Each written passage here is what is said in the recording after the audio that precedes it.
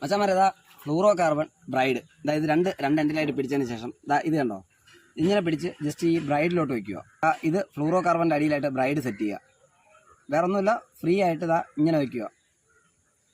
ഇങ്ങനെ വെച്ചതിന് ശേഷം ഒരു ചുറ്റ് ഇടത്തോട്ട്, അടുത്ത അതിൻ്റെ മറ്റേ അറ്റം വലത്തോട്ട്, അങ്ങനെ 2 ചുറ്റി 3, 4, അത് നിങ്ങൾക്ക് എത്ര വേണമെങ്കിലും ചുറ്റാം. 10 ചുറ്റുന്നവരുണ്ട്, 15 ചുറ്റുന്നവരുണ്ട്, ചിലപ്പോൾ 2, 3 ചുറ്റുന്നവരുണ്ട്. അതൊന്നും നിങ്ങളുടെ ഇഷ്ടം പോലെ നിങ്ങൾക്ക് ചുറ്റാം, അതിലൊന്നും കുഴപ്പമില്ല.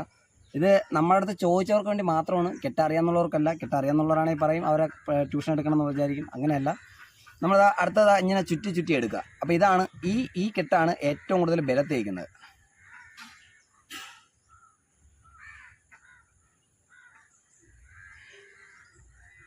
അതിനുശേഷം ഈ സാധനം പിടിച്ച് മുകളിലോട്ട്, അതായത് ഈ ബ്രൈഡ് പിടിച്ച് മുകളിലോട്ട് ഇങ്ങനെ വെച്ച് അതായത് നോക്കുക. ഇത് ടൈറ്റ് ചെയ്തതിന് ശേഷം ബ്രൈഡ് പിടിച്ച് മുകളിലോട്ട് വയ്ക്കുക. മുകളിലോട്ട് വെച്ചിട്ട് ഇതിങ്ങനെ ഒരു ചുറ്റെടുക്കുക. ഇത് വേറെ ഒന്നുമല്ല, വീണ്ടും അതേ കണക്ക് തന്നെ ഇടത്തോട്ടൊരു ചുറ്റെടുത്തതിന് ശേഷം ഇതേപോലെ ഇതിനകത്തൂടെ കയറ്റിയെടുക്കുക. ഇങ്ങനെ ഒരു ജസ്റ്റ് ഒരു കെട്ടി അങ്ങ് ടൈറ്റ് ചെയ്ത് നിർത്തുക.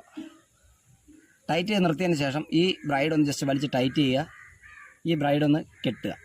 നല്ലോണം കെട്ടിയതിന് ശേഷം വീണ്ടും അതുപോലെ തന്നെ ഇടത്തോട്ടെടുത്ത് ഈ ബ്രൈഡ് സ്ട്രെയിറ്റ് ആയിട്ട് ലീഡർ ലൈനായിട്ട് സ്ട്രെയിറ്റ് ആയിട്ട് തന്നെ നിൽക്കണം. ഇതിനകത്തൂടെ വേണം കെട്ടാൻ. വീണ്ടും എടുക്കുക, ഇതുപോലെ ഇതിനകത്തോടെ കയറ്റി ഒരു കെട്ടുവിടാം. ഇതിപ്പോൾ രണ്ടാമത്തെ കെട്ടാണ്. നമുക്കിതുപോലെ ഒരു 5 കെട്ടോളം ഇടാൻ പറ്റും. 5 കെട്ടോളം ഇടുമ്പോഴത്തേക്ക് നമ്മുടെ ഫ്ലൂറോ കാർബണും ബ്രൈഡും തമ്മിൽ സ്ട്രോങ് ആയിട്ടുണ്ടെന്നാണ് അതിൻ്റെ അർത്ഥം. ഇത് നോക്കട്ടെന്നാണ് പറയുന്നത്. ഞാൻ കണ്ടുപഠിച്ചത് യൂട്യൂബിലാണ്, എനിക്കാരും പറഞ്ഞു തന്നതല്ല, ഞാൻ കണ്ടുപഠിച്ചത് യൂട്യൂബിലാണ്.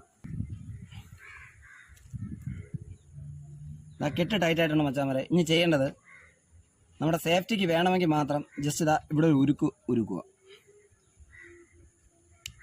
ഇത്രയും ചേർത്ത് കട്ട് ചെയ്തതിന് ശേഷം നമുക്ക് വേണമെങ്കിൽ മാത്രം, സേഫ്റ്റിക്ക് വേണമെങ്കിൽ, ബിഗിനേഴ്സ് ആണെന്നുണ്ടെങ്കിൽ ഉരുക്കിയിരിക്കണം ഉറപ്പായിട്ടും. നിങ്ങൾക്ക് വേണ്ടി മാത്രമാണ് ഞാൻ ഉരുക്കി കാണിക്കുന്നത്.